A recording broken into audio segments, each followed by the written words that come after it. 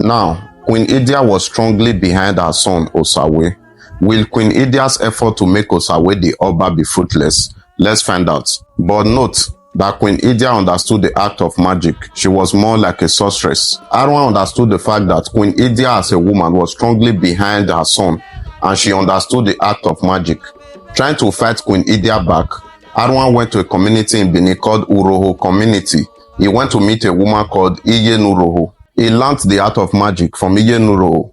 Due to the fact that Queen Idia was a woman and Iye Nuroho was a woman as well, fighting a woman, he also needed to learn it from a woman. Arhuarhan's sword in battles splitted his opponent vertically without missing. There were some notable warriors that posed as a threat to his father's reign, like Ovivi no Hun, Ovivi Enogbelaka, and so many other ones, but Arhuarhan defeated them all. At about 1503 to 1504, Obazola waged a war against Uzia, a place in Esan land. The outcome of this war was very fatal. Obazola was shot with a poisonous arrow by his own warrior. While he was being brought back to Benin, he passed away in a community inside Benin. The warriors of Obazola were bringing the body of Obazola into Benin. Arhuarhan had promised Osawe earlier that he would make Udo the capital of Benin, making himself the emperor of the whole empire. Osawe was also ready for this day. There is a custom in Benin, wherever the father of the house is buried, that is where the authority lies. This was why the both brothers dragged for where to bury their father. Arhuarhan said he would bury him in Udo. Esige said he would bury him at Ogbe in Benin. The battle between these two brothers was called Okukboba, meaning Battle of Blood. The battle lasted from 1504 to 1510. Arhuarhan himself, who does things without thinking, was standing with his umozo, that's the sword, waiting for whoever will stop him from retrieving his father's corpse to Udo. Esige himself, who had people that advised him, though without strength, yield to this advice. His advisors were called Umenwe. They told him to place the father into a dirty casket, a tattered casket, and they asked him to place blocks and woods inside the shiny casket. So if Arhuarhan should see the shiny casket, he will grab onto it that was his father. This was the exact thing Osawe did. He placed his father in a tattered casket and placed stones inside the shiny casket.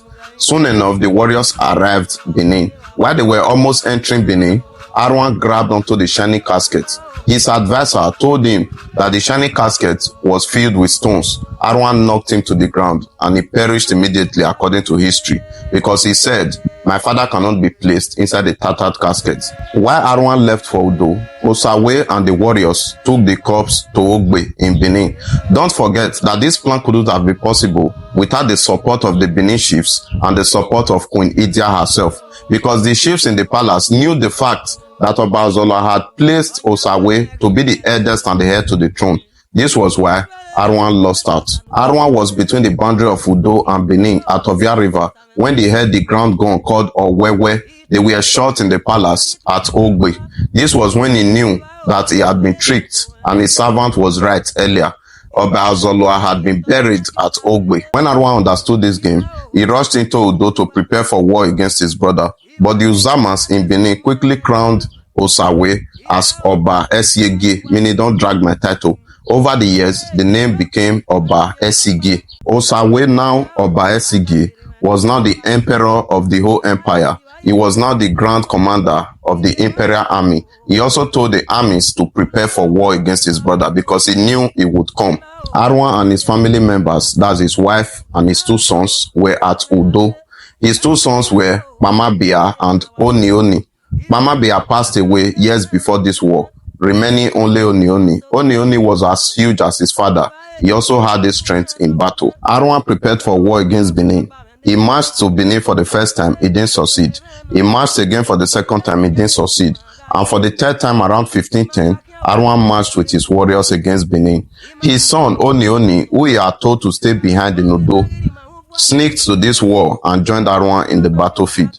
While Arhuarhan was throwing swords on unaliving people in the battlefield, he sighted a young man throwing swords and unaliving people as well. So he spoke in a magical word called Emenunu in Benin, that Agbewodo Venimegbe Numozogberie Yoewe.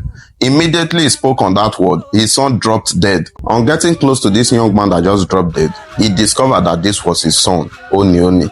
In anger and in pain, He fought till his swords couldn't raise from his hands anymore. His warriors were unalived in mass. Before he left Udo earlier, he had left a magical bear called Eo. He told the people of Udo and his wife that whenever this bear makes a sound called Degbe Degbe, that is the ringing sound, they should know that he had been captured a prisoner and Obaisigi had won this war. In pain that he left and retreated to Udo after his son was unalived by himself, this bear started ringing. His wife, unable to bear this pain that his husband was captured or taken prisoner, jumped into a lake close to a lake in Udo called Odiri at the west end of Udo. The people of Udo started mourning their duke that he had been captured, unknowingly to them that their duke was on his way to Udo. So when Arhuarhan got to Udo, he met the people of Udo mourning. They were all shocked to see him. When he asked about his wife, he was told that his wife has drowned herself opposite the lake called Odiri. He couldn't bear this pain because he had lost his first son, his second son, and now his wife. So he walked into the lake that is now known as Odiri Nudo, and he drowned himself there as well. But he didn't enter this lake without dropping something for remembrance. He dropped a bead, a very magical bead, at the entrance of the lake, and he entered into the lake. Though the people of Udo do not believe that Arhuarhan had died, Arhuarhan is still present in that lake. When Obaisigi noticed that Arhuarhan had retreated and all his warriors had been unalived in Benin, they traced him to Udo. When they got to Udo, they were told that Arhuarhan was close to that lake. When Obaisigi got to that lake, he only met the bead Arhuarhan had dropped, but he didn't meet Arhuarhan in person. So they took the bead back to Benin, which is very significant after the coronation of every Oba. Not too long, a man named Osemughe took some armies from Udo in order to avenge the death of their master, Arhuarhan. When they got to Benin, they unalived some of the armies of Obaisigi. Obaisigi's army unalived the Udo armies in mass. So when the Udo armies noticed they were being unalived, Osemughe and the other warriors fled Benin. They retreated to Udo. Obaisigi's army traced this Osemughe and his warriors into Udo. When Osemughe and his warriors noticed, they fled Udo again, crossing the river that boundaries to this Udo and Akotogbo. When they got to that place, some of these Udo warriors remained at Akotogbo, while some of them moved further. Osemughe also moved with the other ones that left Akotogbo. So these Udo people were later called Ondo people, by the other people in the end that spoke a distinct language, which we now call Yoruba. They told them that they were Ewanudo. It was later corrupted to Ondo. Osemughe later became who is now known as Osemawe of Ondo. I'm not saying all Ondo people are of Benin origin, but some of them trace their origin to Benin. I'm not saying Ikales are of Benin origin as well, but some of them are of Benin origin. This is from the Benin school of thought. After this war was resolved, another person entirely outside the royal family was sent to become the Iyase of Udo as a ruler. The gigantic statue of Arhuarhan is currently opposite the palace of the current Iyase of Udo. The Udo people from 16th century were fondly called Iviarhuan Okemezi, meaning children of Arhuarhan. The people of Udo still believe in the mystical powers of Arhuarhan. They believe Arhuarhan is still active and alive in that water. So till date, prayers are made for the whole Benin kingdom and the whole Udo to ward off evil, because they believe Arhuarhan still hears their cry. Around 1818, during the reign of about 7 days, this Odirinudo chose an Ohen for itself, and it was made hereditary by about 7 days. So the priest is currently in Udo called Ohondiri. They also have duties that they perform in general for Benin Kingdom and for the Oba himself. So after these wars, Udo fell back to the suzerainty of the Oba of Benin, Oba Esigi. The efforts of Queen Idia to make his son an Oba was fruitful.